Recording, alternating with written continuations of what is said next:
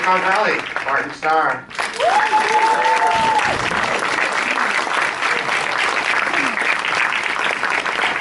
From Dear White People, Logan Browning.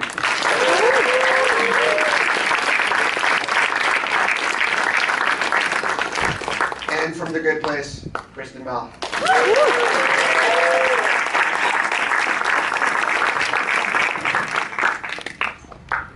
Thank you all so much for being here. So your shows are about alcoholism, fighting alcoholism, Silicon Valley, racism, combating racism, and dying. How do you guys make this funny? I mean, a lot of it already starts funny. By the time they write it, it's funny on the page. But I feel like sometimes it doesn't actually matter what the show is about. It's a lot about people trying to make sense of a world where everything goes wrong. That's always funny. And to be fair, alcoholism, dying, and racism all equally funny topics. And then Silicon Valley is a very serious thing that you don't want to fuck with. But we're going for it. So we're in. Thank you. I have very little to do with that. Do you? No, I don't know. I mean, racism, I feel like it's such a sensitive topic that it's like to allow people to, you know, laugh with each other about it, and not even just laughing about it, but like making you feel comfortable enough with that dialogue allows for like good-natured humor, but you got to get through the humps first, you know. Like, don't use the N-word.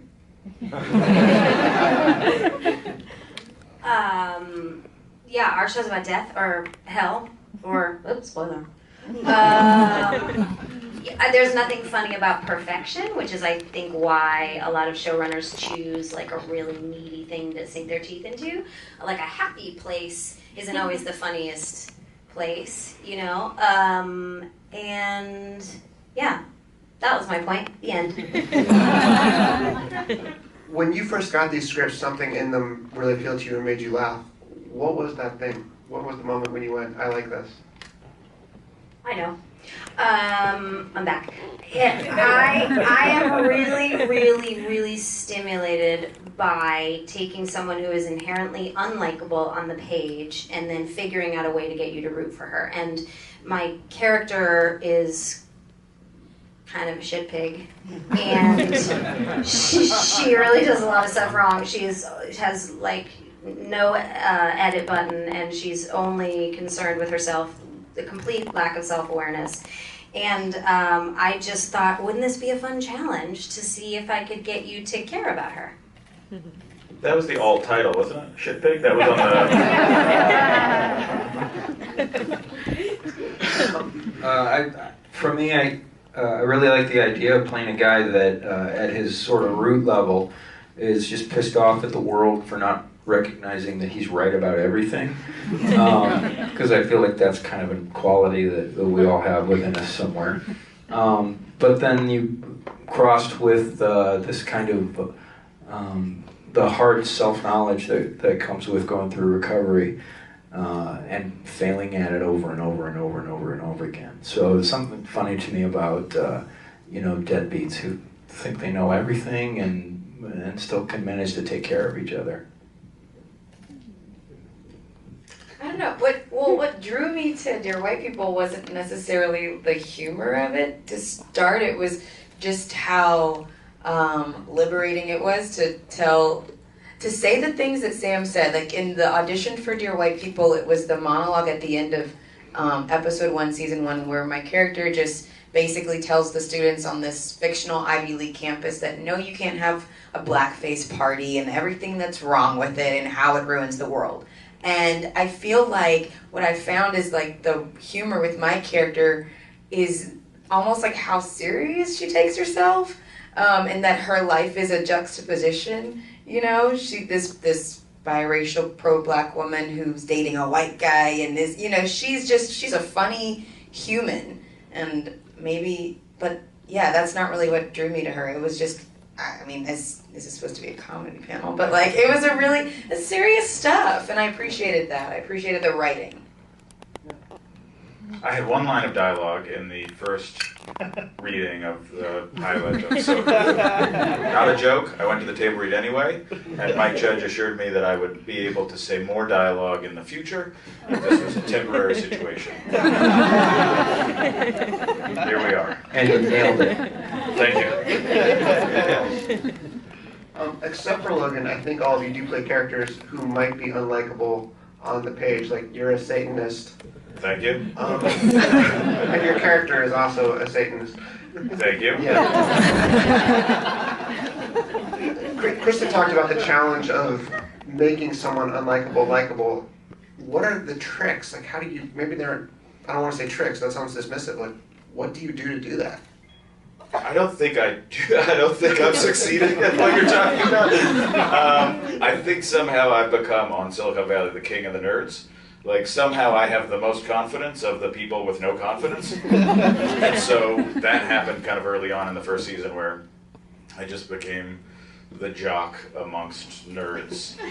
And that's more, I feel like, a better description of what I've become. He's also just kind of true to his own weird guiding light, and that's it. And it makes it really fun to play in a world where he's like just with someone who's very honest and just tells it how it is at all cost. I think that's it. I think when a character is true to their own code, it almost doesn't matter what their code is. You know, like Tony Soprano can kill people, but you root for him because he has a code. He believes in it. He's invested in it, and he's trying to make it the best. He's trying to be the best mob boss he can possibly be. And I think that I think people sometimes worry a lot of times that if we have characters that have flaws or create friction, that they're going to be unlikable. And I don't think that's something to worry about too much. Logan, do you think about that? Well, we were talking about it before a little bit. I don't think that Sam is easy to like, and I do find that a lot of people don't like her, and it bugs me because, like Kristen said, I want. And maybe it's a tough battle to try to make people want to like you. Maybe that's my fault. Maybe that's like an ego trip of my own to try to make people like Sam. I think she makes really shitty choices. Like, she sent the invite to the blackface party. Like, she's the reason that this happened. But then she's like, you're wrong for going. So, I don't know. She's problematic to me. And they kind of set you up to be the bad person because you do things like you're supposed to be the designated driver, not you. I'm sorry, I'll stop saying you. Like Eleanor is supposed to be the designated driver, and then she gets hammered. It's like just classic ways of upsetting people. Do you feel like she is an actually bad person, or is she just sort of a person who's been misfiled? Well, one thing I know to be true is that hurt people hurt people. Okay? Take it home. It's real life.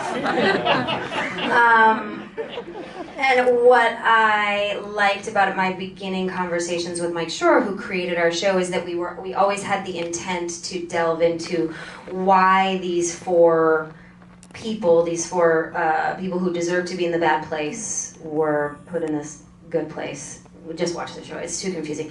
But the idea that, my character is jerky, but they do show and tell you with a fair amount of exposition why she is that way, and that her parents were sort of also shit pigs. Are there swears? Can we do swears? No swears. Yeah. Oh, this guy. This dude is like, yes for swears. And I agree. Yeah, her parents were also shit pigs. And that they were probably mistreated. It's just like, and that is like a really weird truth about life. Like, when you are mistreated, you sort of mistreat people because you don't really learn the code of decency that we all should have with each other.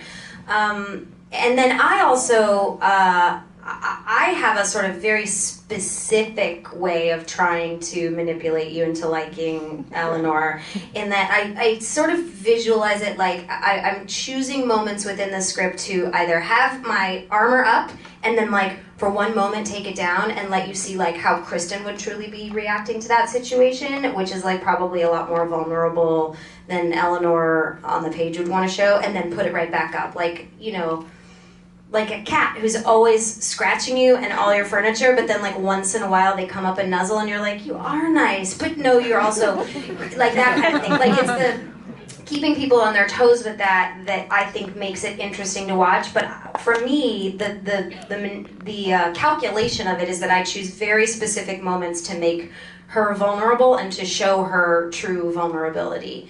And I think that allows me to say some pretty awful things and do some awful things, like say, I'll totally be the designated driver and then just get hammered and let everyone fend for themselves. On the show.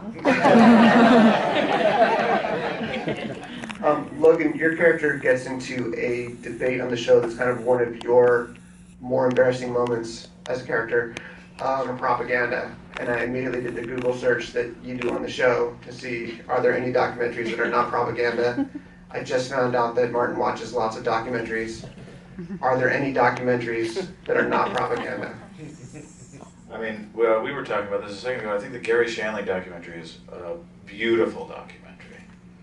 There's no real place for propaganda in it, so I don't know that it really is valuable in this particular conversation, but you should all see it. It's great. That's my answer. Anyone else have a documentary that is not propaganda?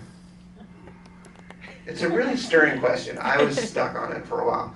Okay, so the next thing is... Did you? Yeah, I don't think PBS's Frontline is propaganda. Oh, I agree. Frontline is the greatest. Never miss them. Yeah, I worked there for 6 months, so full disclosure, but I don't think they're propaganda. Yes. What about comedies? I mean, do you think that comedy shows innately have something political to say, whether they are sort of set out in the world that way or not? I do. I think, this is just my opinion, I think comedy to execute, especially as a showrunner, is very, very, very difficult. Some would say harder than drama, because you have to have this weird undercurrent. And I think, as evidenced by the one-liners of all of our shows, you have a lot of comedy showrunners that are sinking their teeth into some crazy shit that is not, you know, a knock-knock joke. They're dealing with real topics, and I think that is because those creators have something to say. They have a lot of feelings about the world. They also happen to be really good at jokes, and they're choosing, I think, a lot of these topics very specifically to talk about addiction, to talk about tech, to talk about racism, to talk about death and, you know, ethics, to make it digestible, because comedy makes everything digestible. You know, that's why you like talk to kids with a smile. You can really, like, if you wrap something in a comedy wrapper, it goes down a lot better. So I think it allows these like crazy smart people who are making our show to say kind of real things. And as serious as all these topics actually are, they're also innately funny. Like, there are aspects of it in which you can make fun of, and if you have a voice for comedy, sink your teeth into, have a lot of fun with. And I think the fortunate thing is that we all get to work with people who are really good at that. I think a lot of like the funny in Dear White People also is like the self-deprecating humor when it comes to like race conversations. Like when you can laugh at yourself and how ridiculously you subscribe to your own like racist stereotypes, like the humor's there, and then to give, like there's a character who my character says something, another character says, what hurt you, how did we get here, and like my character's about to say, well, 200 years of, and he's like, yeah, slavery, I know, but and it's like, you know, and you laugh when you watch it, but then it's like that moment kind of, if you're sitting with your friends watching it, you're like, how do you feel about this? Like, are you still like really affected by this? Do you think about it often? I don't know, when you can laugh at yourself and those moments, it just kind of opens up a conversation between your comrades. Yeah, I think comedy gives you the license and almost the mandate to get under the hood and mess with things. And that's something that I think, people, it doesn't happen in drama in a different way. The drama, you sort of have to uphold the whatever the moral code of the society is. And in comedy, you just get to talk about how dumb it is, and we all laugh because we recognize that. So this is touchy, given everything that happened in the last couple of days. I assume no one liked. But what did you think about what her show was doing if you saw it before this total meltdown? I mean, there was a lot of talk about politics. There was a lot of talk about a lot of different things. Did you think it was interesting, responsible? Is there a lost opportunity here? I mean, I honestly didn't see it, so I read about it. I don't think there's nothing wrong with political speech. You know what I mean? And comedy, I think, has a place for that. The Twitter stuff, that's not political speech.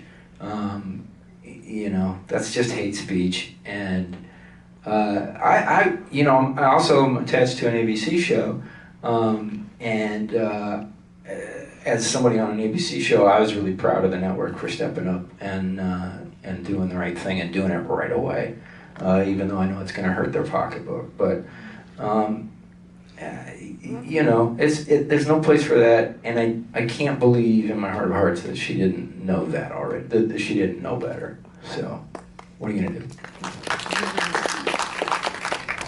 I haven't seen it either, but of what I heard of it, and I loved the original Roseanne, and I heard that this kind of lived up to expectation and did something interesting in that she allowed characters to have different voices than hers in reality. So while her character remained true to her political beliefs, she allowed that to be a forum for opening up dialogue about politics, which currently is a very difficult thing, unfortunately.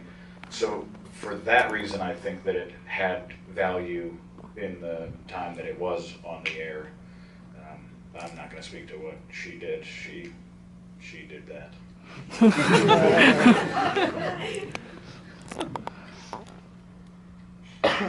I didn't watch the show, so she messed up, man. She messed up. I mean, and it sucks because there's a lot of people whose jobs were riding on that. And I think that it's interesting when we talk about all of us sitting here. We're on scripted series, and when you go do a stand-up, that's one thing. But God, you don't get to go on your Twitter and take Ambien and tweet these things. It's not your stand-up. And I think that it's a learning moment for everybody, I tweet things like love is love and my brother just graduated and oh my God, Kanye, what are you doing? But you have to be careful because that is your voice and that voice has power and you need to speak truth to power and not use your voice to be the detriment of so many people. It's unfortunate there are so many people that, are affected by that. To switch this up totally, what have all of you, you both work with Mike Judge, whether it's another cast member, whether it's a showrunner, who's someone you learned something from? I mean, I have the good fortune to get to work with Will Sasso. Yeah, right? Yeah, phenomenal.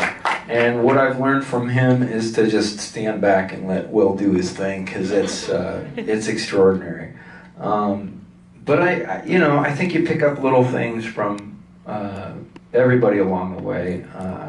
Pick up or steal, you know what I mean? And there's some people that just are meticulous. Will's a guy that is meticulous and creative at the same time. It's always new, but it's so detailed and fleshed out, and it's all he gives himself to the moment and lets it fly. And I think that's a great lesson for anybody. Yeah, spectacular. I am learned from Mike Shore that he confirmed what I already knew, which is that I just think he's the funniest genius there is. But that I've learned that you can be absolutely cool and decent under any circumstance. When there's a deadline, when there's a difficult topic, when you want to say something, how do you take your writer's room and study for a week on the correct way to say it so that it is not offensive, so that it is getting your point across? He has taught me that there is a way to have a complete, thorough conversation with yourself to make sure that your point is getting across while treating everyone you ever come in contact with, and people you don't even come in contact with, like respected, decent human beings. Because working on his show, like the practical, the day-to-day of it, it's a joy. It's like he has been in this business for a really long time, having done Parks and Rec and all these shows, but he has curated really cool people, and there's just like a no jerks policy everywhere. Everyone is cool, everyone is so decent and lovely, and it's confirmed for me that that is possible. You really don't ever need to be a dick. You truly, you just don't need to do it, because you always catch more flies with honey, and I've kind of watched him do it. I kind of want to dwell on that for a minute, because I think everybody here at some point has accidentally, I won't speak for all of you, at some point I've done something dickish that I totally regretted later. And when I look back on it, I go like, that was time. That was like, time was too compressed, I was in a hurry, I wasn't thinking, whatever. So what is the key to not doing that? I mean, I have as well, and I consider myself someone who strives to be a really nice person, but I have as well done things that I'm like, you should have shut your mouth, or you should have opened your mouth, or stayed in bed, or whatever. But I think, well, first of all, I think he might be an alien. I think his brain works so fast that he processes every situation, he processes every situation he's in, like through 100 different scenarios, and then just like picks the coolest one. I think his brain works faster than anyone else's brain works, so he'll never have a bad, I would challenge, find a single person in this business that has one bad thing to say about Mike Schur. It cannot be done.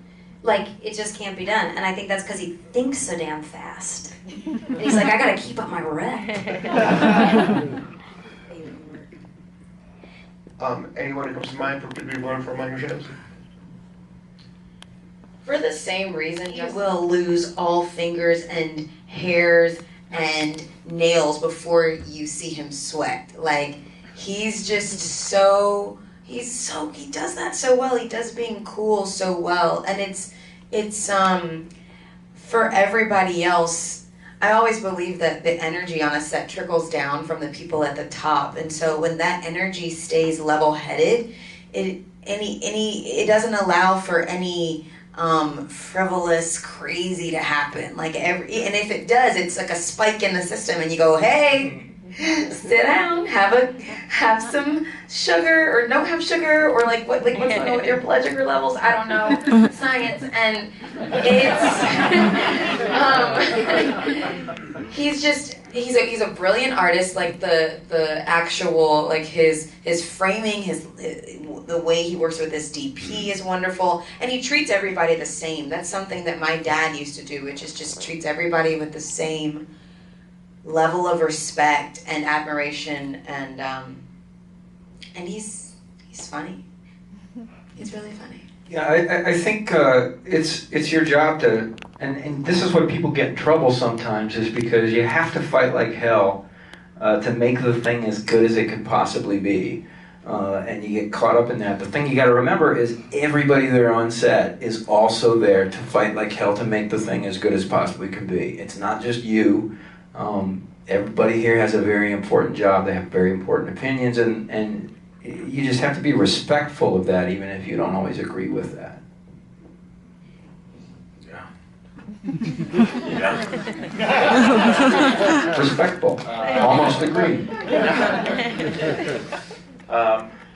Mike Judge is the most incredible. I look forward so much to meeting him and hearing his voice, which is identical to Beavis and or Butthead.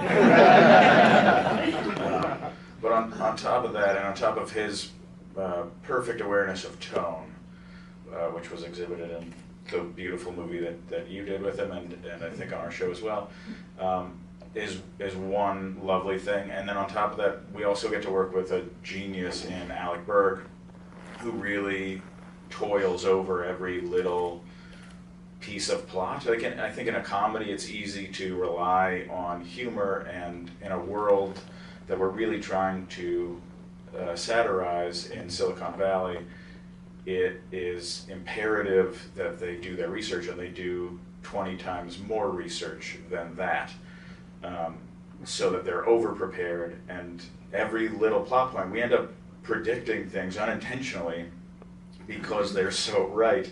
Like, the show airs sometimes 4 to 6 months after we've shot it, and the same thing will be in the news week of an episode that we shot 4 months ago, which is really just proof of how good they are at their job. Like, I was amazed when we were doing this we were doing something that ended up in Snapchat 4 months later, and Richard works at a place where he's drawing mustaches on people, and I was like, that's not a thing, is it? And then it happened, and at the exact same time the episode aired, and I was like, this is freaky that you're this right.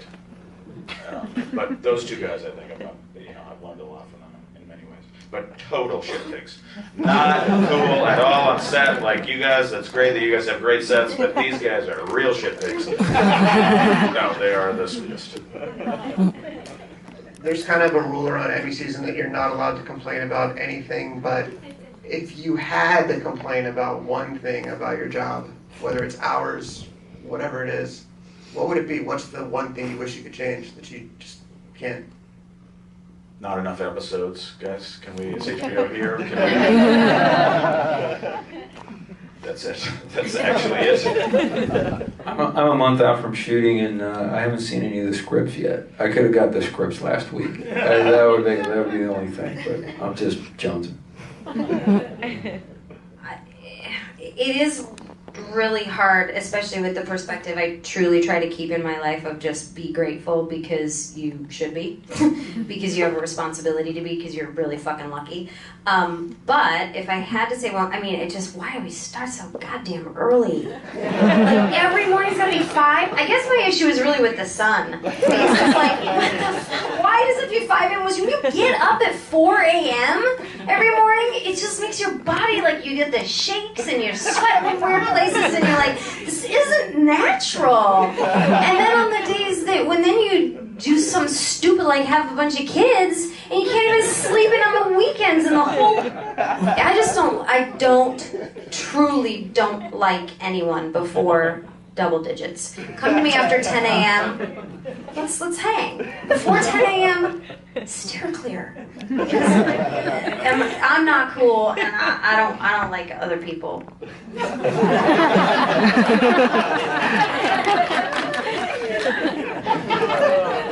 I can't follow that.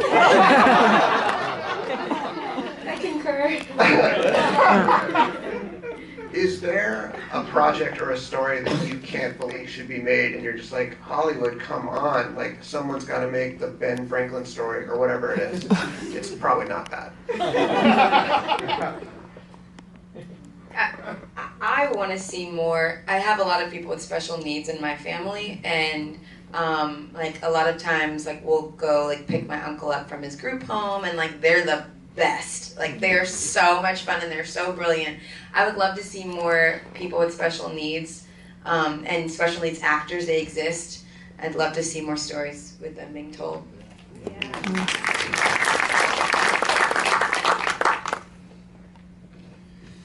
Nothing else? No, I have one, but I'm trying to write it, so I can't tell you. Somebody out here is going to be faster and smarter than I am, so I can't afford to do that. All right, on that note, let's take it to the people out there. Anybody have a question? I have a question.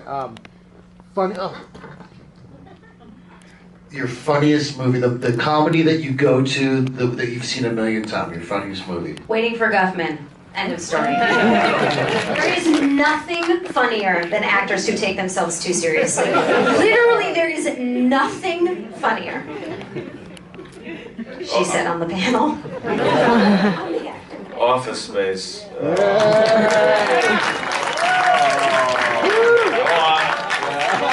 it in. I gotta say meatballs, but I'm old. I go back to meatballs. Is it true that Bill Murray said that Loudermilk is his favorite show? I don't know, but 2 people have told me that, so now I have to avoid Bill Murray for my entire life to not find out that it's not true. Greatest compliment from the best person you could get. Wow. Anything with Jim Carrey, I love. Yeah. I'll say Liar Liar just because I was a kid when I saw Liar Liar and I just loved it. It's great. Yeah. Yes. For all of you, do you ever go off script and decide, like you're so attached to the story and you just improvise and you go off script and they say, oh, it was good, like they let it pass, or you just stick to the Do we ever dialogue? improvise? If you couldn't hear that, the question is, do we ever improvise?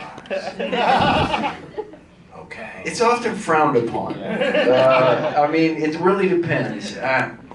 You guys... Well, yeah, what was Mike like when you guys were shooting Office Space? Was there any improvisation there? Did you guys... Yeah, it was loose, but it was also Mike's first live action thing. So I remember him coming to me and saying, this was like my first, big movie. And he was like, so like, what do you do? Do you rehearse? And I was like, yeah, let's rehearse for a week. I don't know. Yeah, but he, it was free, but it was more like work it out beforehand. Come up, improvise in the rehearsal, and then we'll write it in. And on your show now, on the show now, no, it's. I'll maybe change the words around a little bit just to make it come out, so I don't stumble on it. But they get it. It's better if I don't touch it. You know what I mean? It's like when the contractor comes and, plasters my wall. If I'm walking around with a trowel, it just looks like shit. So I let them do that, and then I'll just enjoy it.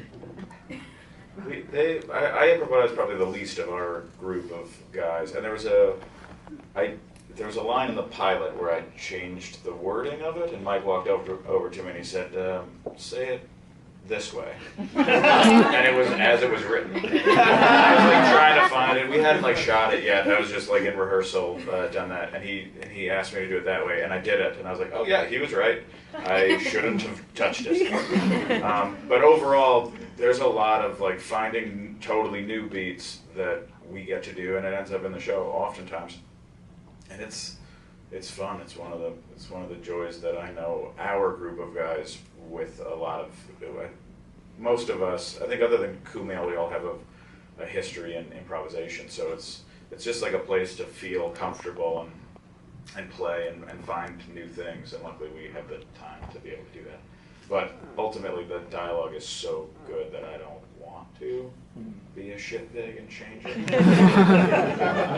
I have such specific feelings about improv because I live with a really good improver, and it just makes me feel Improviser.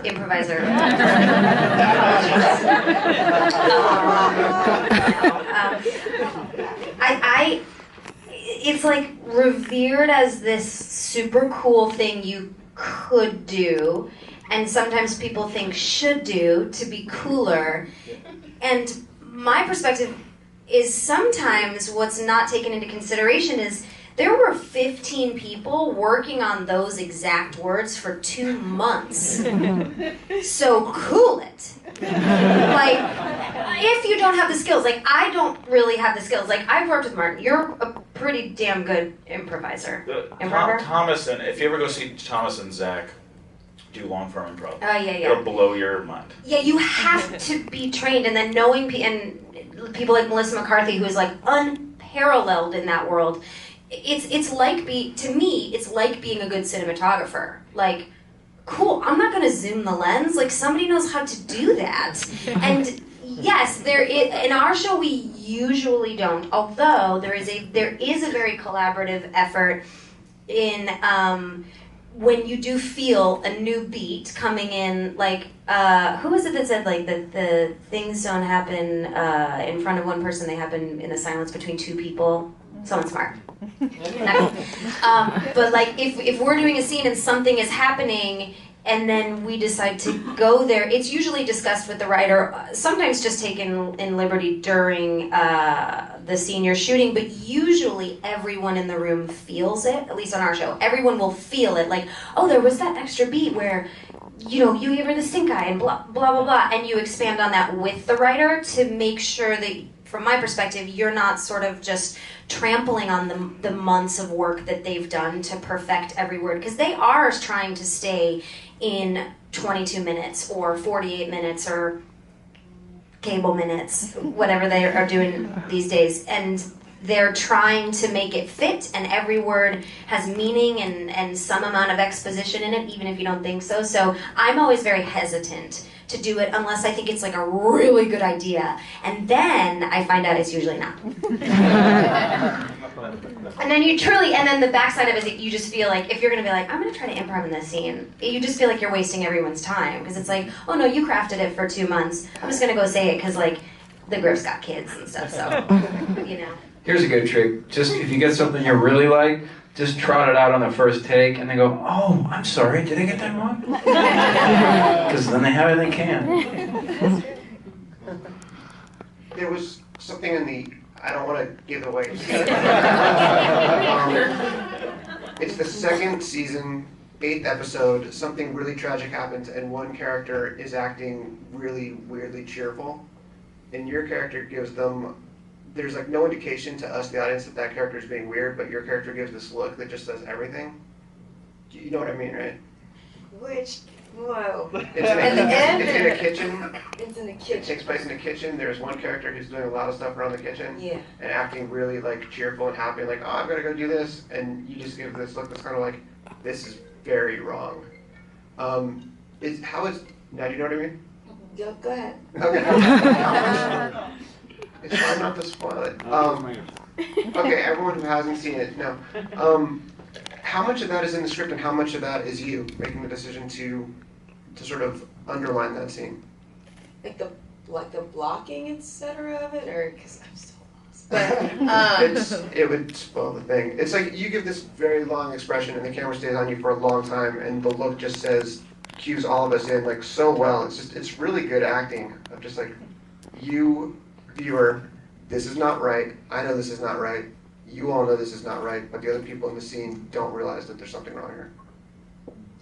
well, that episode in particular was really cool because the whole thing happens in one space, so it's kind of like a play. So what we got to do, myself, John Patrick, who I play opposite of, Jack P. Moore, the writer, and Justin Simeon, the creator, we all like met on a day off and blocked the whole episode, which you don't ever get to do. You like block an episode or, you know, block a scene a couple of minutes before you shoot it. So it was all really collaborative. Like there were moments when, like in that same episode, I thought, oh, it would be so cool if the audience thinks that the whole argument is over and I just leave. And then I come back. Like we were just like we're just like nerds in a room throwing out ideas. Like, what if this would be cool? And I was grateful because the creator is so collaborative and gives everybody like the license to let their characters breathe. So yeah, I still don't know which part you're talking about. This is completely my fault because as you said that, I'm thinking of the 9th episode. Okay. And I will not ask any more questions. I'm sorry. It is now up to the audience to say this.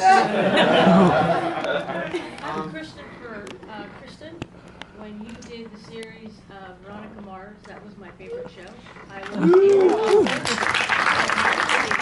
and I do protection and security now. What are the differences between that series and what you're doing now? How you feel there's a difference, and which was your favorite of the two? Oh, I have 2 kids, and that's like asking me that same question. Truly. Well, that's the main difference. I have 2 kids now. That show was where I learned everything about anything. And we shot it in San Diego. They were about 16-hour days. They were very long days because we were on just like a shoestring budget. We started out on UPN, and I didn't know anything. I didn't know how to shoot a show. I didn't know about self-care. I didn't know about like when to be like, I'm too tired to work. But also that you can't, not that I would say I'm too tired to work, but also, you know, the first season they really ran me into I was run into the ground because I didn't know how to say I was at a breaking point. But, so that was a lesson I learned. You didn't ask me about the lessons I learned. Where am I? You asked me about, but I loved it. I learned how to deliver a line on that show, and it was just kismet. I don't know how to describe it. I read Rob Thomas's words, and I was like, oh, I know this person. And I had been an actor for a while before then. Like, I'd gone to theater school, but I don't know that I've ever actually felt that. I was always playing something. But when I read her and her sarcasm, it was like this internal ticker tape that was always going on inside my head, where I was just like secretly judging everyone and wanting to say all these sarcastic, snarky comments. But I am such a people pleaser, and I'm so severely, paralyzingly codependent that I never let myself do that, and I was allowed to do that there, and I found something very real and sort of meaningful to me because of that. Having a girl who just kind of had like some sass and was over it.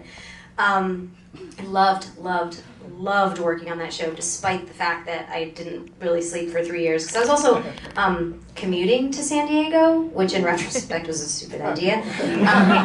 Only on the weekends. So we called them Fraturdays. We'd wrap on Friday at like 7 a.m. and then I would drive back to Los Angeles to see my boyfriend. And then I would leave on Monday mornings at like 2:30 to get down to San Diego by like 4:45 or whatever. It was really stupid. But I love both shows. I mean, I love the show I'm on now because, we can talk character, but then I feel like I'm really like getting into Waiting for Guffman territory, and that stuff makes me nervous because I feel like I'm being laughed at like my character.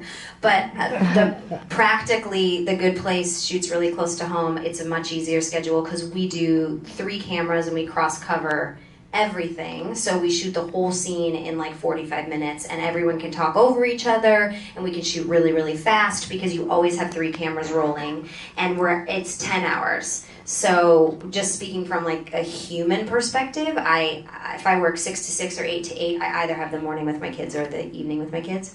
But at both showrunners and the writers, I learned an incredible amount from about how to strive for being the best, because neither of those shows took any sort of cheap jokes, and they all kind of had a really strong style and perspective. And what was that question? What you've learned from that show to where you are today? Oh, a lot. I mean, a lot. I learned how to love what I do. That's the truth. Because in the beginning, I was so excited to have booked a show. It was grueling. I was still so excited to be there, even when I was sleep deprived. And I wouldn't change it. But now I'm a little bit more reticent to like when I first met on The Good Place. The truth is, I met with Mike Schur. It was the best day of my life. We had a 2.5-hour conversation. I was so excited that he had like called my answering machine and been like, I have an idea. And I was like, you have the wrong number. And he sat down. I was literally over the moon because I think he's so smart. And I said, he pitched the whole idea to me, the whole first season. So he gave me the ending in the pitch before I had signed on. And I said, I want to do this more than I can articulate. But I have an 8-month-old baby at home, and I can't have my life ripped away from me again. I can't do it, because these are the years that I'll remember missing. And I said, if we can get a DP like David Miller, who shot Parenthood, I know because my lazy-ass husband would go to work at 8 in the morning and be home by 2! What? That doesn't happen! Because David Miller is like fast and furious with those cameras, and I suggested that to Mike Schur, and he made it happen, and David Miller shoots our show, and it makes it much more civilized to shoot. And I'm at this point truly worried how long I've been talking because I don't know.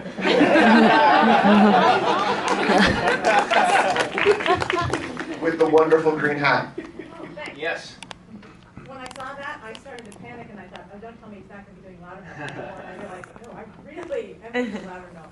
But, so you're doing, I assume they shoot it different. They worked it out. It was actually, the question was, I'm doing a show called A Million Little Things that ABC just picked up. And, yeah, thank you. And, no, but it was one of those things where they didn't have to let me go do that. And both Mark Berg and Pete Fairley got on the phone with Audience Network to say, let him do this, we'll work it out, though they're, we'll work the dates out, it'll be fine.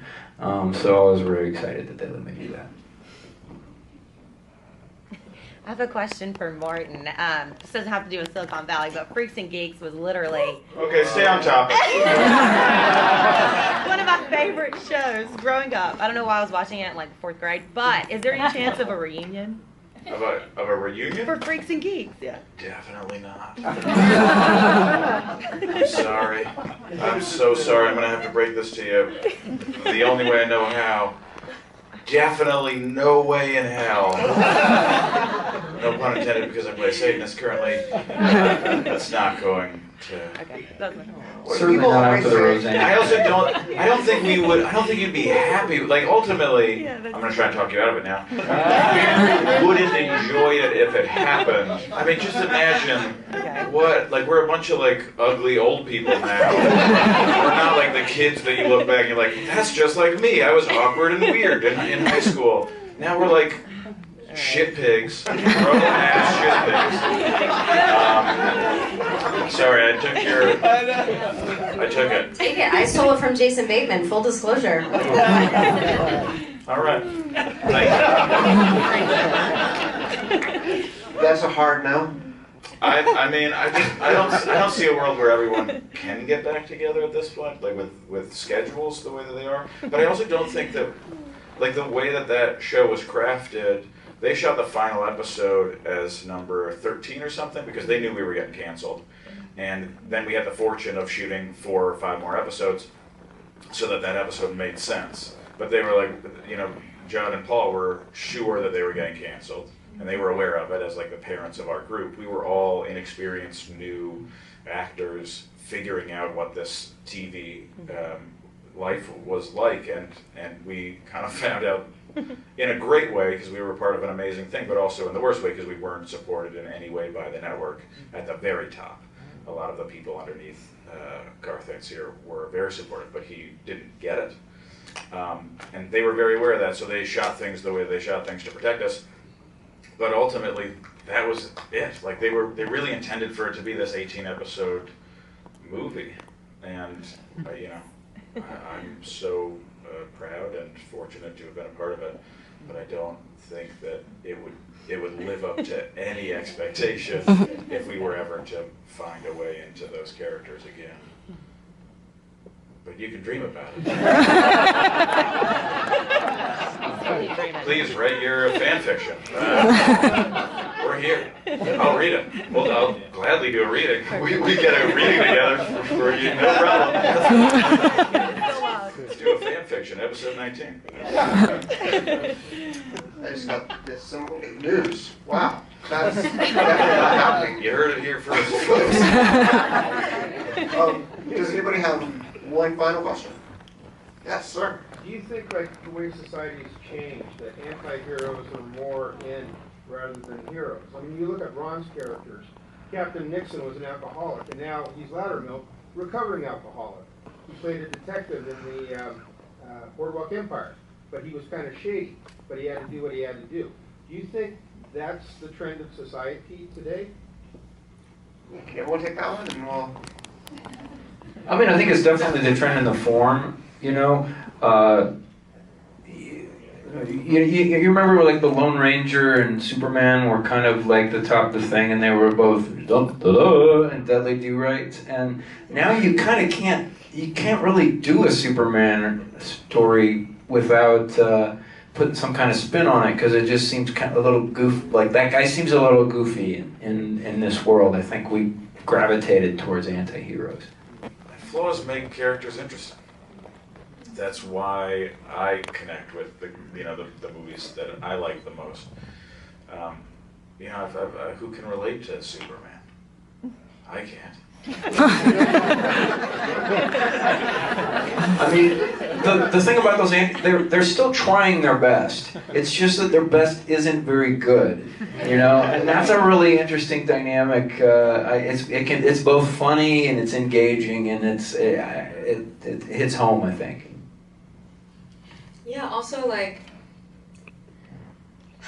we're all in this together. We're all in this world together, and I think sometimes you just want to look to the person to your left and your right and believe that, like, they can possibly help you out of this shit, like, or that maybe you can be the person to do it. And I think those are the kind of characters that you want to see, like the real people. You don't want to see these fake figurines, that's why Barbie now makes Barbies that look differently, because they want you to be able to feel like you can also be this person that has everything in the world. It's really pretty great. I mean, we're all given an opportunity to be each other's heroes. That sounds so cliche, but it's true. I think it speaks to, like you're talking about, like older shows when the characters were more one note. I think it speaks to the communication that's happened over the last 20 years on Earth and the complexity with which we've accepted our existence, that everyone is very complex and the world is not black and white, and it is gray. It is gray, gray, gray, and there is not one good character and one evil character. There's a lot of funny to mine from that, which is great. But I also think we're in a little bit of, personally, of a swing back towards back towards people who are striving for good a little bit more. I think when like a few years ago, we were rooting for Walter White because everything was cool, right? Earth is in a very bad mood right now. Things are not cool anymore. So I think that people are looking for shows still with complexity and with heroes that have flaws because they are relatable and you see yourself in them, but that are striving for good. Yeah, you want them to be. You don't really want Walter White to be the person sitting next to you if the building's on fire. But you do want some of these characters who are like trying and who live in a world that they want to make a better place. And I think that's because right now our world is, it's crazier than it ever has been. So when everything was okay and we felt safer, we were like totally kosher with watching these like crazy anti-heroes. And I think now it's swinging a little bit more to wanting to see people that are fighting for goodness, because that's what we want to be doing and to be seeing off screen. Thank you so much for Livingston, Martin Starr, Logan Browning, Kristen Bell. Thank you so much for that.